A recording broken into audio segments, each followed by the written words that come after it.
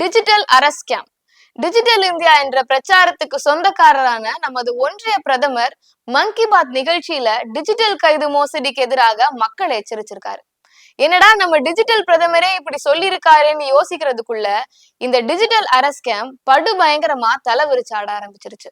ஆமாங்க, சைபர் குற்றங்கள் என்பது இன்றைய அளவுல அதிகரிச்சிருக்கிற நிலையில புது வகையான டிஜிட்டல் அரஸ்ட் ஸ்கேம் பரவி வருது. கடந்த 10 மாதங்கள்ல மும்பைல மட்டும் 1000 கோடி வரை இழந்திருக்காங்க அப்படின்றது அதிர்ச்சியும் ஆச்சரியத்தையும் ஏற்படுத்துது. சைபர் அரசு செய்து நிர்வாணமாக்கப்பட்ட அவலமும் நிகழ்ந்திருக்குது. ஆமா, மும்பை போரிவலியை சேர்ந்த 26 வயசு பெண்ணிட்ட கடந்த மாதம் 19ஆம் தேதி மர்ம நம்பர்ல இருந்து ஒரு கால் வந்திருக்கு. அதுல பேசிய நபர் தான் டெல்லி போலீஸ்னும் விசாரணையில உங்களது பெயர் ஜெட் ஏர்வேஸ் உரிமையாளர் நரேஷ் கோயல் தொடர்பான பண மோசடி வழக்குல சம்பந்தப்பட்டிருப்பதாகவும் தெரிவிச்சிருக்காங்க. உடனே அந்த பெண் எனக்கு எதுவும் தெரியாது அப்படின்றதையும் சொல்லியிருக்கிறாங்க. போன்ல பேசிய நபர் நீங்க கைது செய்யப்படுவீங்க அப்படின்னு ஒரு மிரட்டல் விட்டுருக்காங்க. தொடர்ந்து அதே நபர் வீடியோ கால்ல அந்த பெண்ணை தொடர்பு கொண்டு பேசியிருக்கிறாங்க. அப்போ நீங்க டிஜிட்டல் முறையில கைது செய்யப்பட்டிருக்கிறீங்க அப்படின்னும் மேற்கொண்டு உங்களை விசாரிக்க வேண்டியதால ஹோட்டல்ல நீங்க ரூம் புக் பண்ணணும் அப்படின்னும் கேட்டுக்கொண்டிருக்கிறாங்க.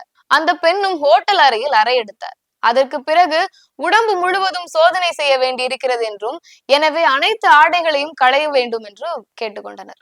அவர்கள் சொன்னபடி அந்த பெண்ணும் செஞ்சிருக்கிறாங்க. அதோட மேற்கொண்டு பண மோசடி தொடர்பு கொண்டிருக்கிறீங்களா என்பது தெரிஞ்சு கொள்ள உங்களோட வங்கியில உள்ள 1.78 லட்சத்தை நாங்க சொல்ற வங்கிக்கு டிரான்ஸ்பர் செய்யணும் அப்படின்னு கேட்டுக்கொண்டிருக்கிறாங்க.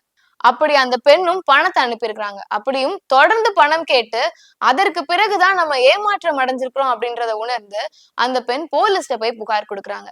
அதன் அடிப்படையில போலீசார் வழக்கு பதிவு செஞ்சு விசாரிச்சும் வராங்க. இதே போன்று போரிவலை பகுதியில வசிக்கிற 68 வயசு பெண்ணிட்டையும் 78 லட்சம் சைபர் கிரிமினல்கள் அபகரிச்சிருக்காங்க. மும்பைல அடுத்தடுத்த சைபர் கிரிமினல்கள் பொதுமக்கள் டிஜிட்டல் முறையில கைது செய்து பணத்தை பறிக்கும் சம்பவங்கள் நடந்து வருது. டிஜிட்டல் கைது ஊழல் மோசடி செய்யறவங்க பாதிக்கப்பட்டவங்களை ஏமாத்துவதற்காக சட்ட அமலாக்க அதிகாரிகள் போல ஆள் மாறாட்டம் செய்யறாங்க. இந்த டிஜிட்டல் கைது ஸ்கேம் எப்படி செயல்படுது அப்படின்றத இந்த வீடியோல ஃபுல்லா பார்ப்போம். டிஜிட்டல் அரஸ்ட் ஸ்கேம் என்பது ஒரு ஆன்லைன் மோசடி. இது பாதிக்கப்பட்டவங்களை கஷ்டப்பட்டு சம்பாதிக்கிற பணத்தை ஏமாத்தி மோசடி செய்யறவங்களை பாதிக்கப்பட்டவங்களை பயமுறுத்துறதுக்கும் அவங்க சட்ட விரோதமான நடவடிக்கைகளை ஈடுபட்டதா பொய்யான குற்றச்சாட்டுகளையும் சுமத்துறாங்க. அதுக்கப்புறம் பணம் கேட்டு பணம் செலுத்தும்படி அவங்களை அழுத்தத்துக்கும் உள்ளாக்குறாங்க. டிஜிட்டல் கைது ஊழல்ல குற்றவாளிகள் சிபிஐ முகவர்கள், வருமான வரி அதிகாரிகள் அல்லது சுங்க முகவர்கள் போன்ற சட்ட அமலாக்க அதிகாரிகளாக காட்டிக்கொண்டு பாதிக்கப்பட்டவங்களோட தொலைபேசி அழைப்புகள் மூலம் தொடர்பு கொள்றாங்க. பின்னர் பாதிக்கப்பட்டவர்கள் வாட்ஸ்அப் மற்றும் ஸ்கைப் போன்ற தளங்கள் மூலமா வீடியோ தொடர்புக்கு மாறணும் அப்படின்னு கேட்டுக்கொள்றாங்க. மோசடி செய்யறவங்க நிதி முறைகேடு, வரி ஏய்ப்பு அல்லது பிற சட்ட மீறல் போன்ற பல்வேறு காரணங்களை காட்டி டிஜிட்டல் கைது வாரண்ட் மூலம் பாதிக்கப்பட்டவங்களை அச்சுறுத்துறாங்க. சில சமயங்கள்ல இந்த மோசடி செய்யறவங்க அந்த அழைப்பு முறையானது என்று பாதிக்கப்பட்டவங்களை மேலும் நம்ப வைக்க காவல் நிலையம் போன்ற அமைப்பையும் உருவாக்குறாங்க. தங்கள் பெயரை அழித்தல், விசாரணைக்கு உதவுதல் அல்லது திரும்ப பெறக்கூடிய பாதுகாப்பு வைப்பு, எக்ஸ்ரோ கணக்கு என்ற போர்வைக்கின் கீழ் குறிப்பிட்ட வங்கி கணக்குகள் அல்லது யூபிஐ ஐடிகளுக்கு பெரிய தொகையை மாற்றும்படி தனிநபர்களை கட்டாயப்படுத்துறாங்க. பாதிக்கப்பட்டவங்களை இணங்கி பணம் செலுத்தியதோட மோசடி செய்யறவங்க மறைஞ்சு போயிடுறாங்க.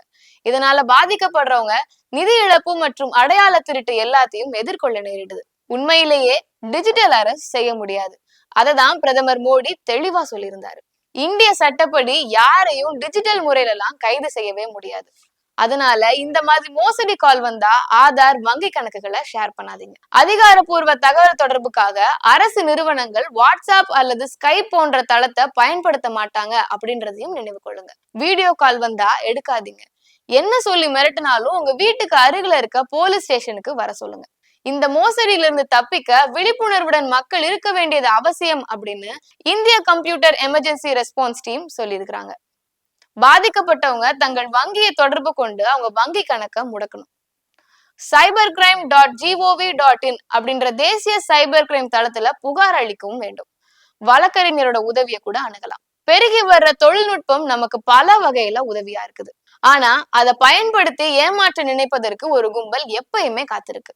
நாம நம்மளோட பேராசையினாலும் பயத்தினாலும் உதவி செய்யற குணத்தினாலும் இல்ல பதற்றத்தினாலும் செய்யக்கூடாததை இணையதளத்துல செய்தாலும் பிரச்சனைக்கு மாட்டிக்கிறோம். அதனால நம்ம இணையதளத்தை நம்மளுடைய மூலம் மாறி நமக்கு பணிபுரியும் வேலையாட்களா பயன்படுத்துங்க. அதற்கு அடிமையாகாதீங்க.